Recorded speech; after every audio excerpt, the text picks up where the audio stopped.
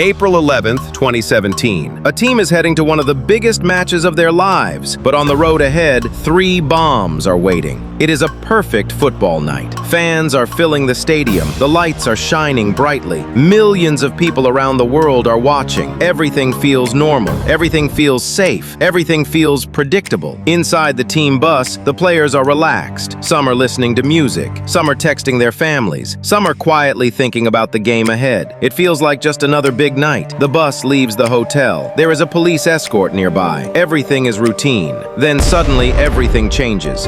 An explosion tears through the side of the bus. Glass shatters instantly. Players scream in shock. No one understands what just happened. Before they can react, a second explosion hits. This one is stronger. This one is closer. And then a third explosion. Inside the bus, chaos takes over. Glass is flying everywhere. Seats are torn apart. Smoke fills the air. The players drop to the floor. Some freeze in fear. Some shout for help. Some begin to pray. No one knows if another bomb is coming. One player is hit badly.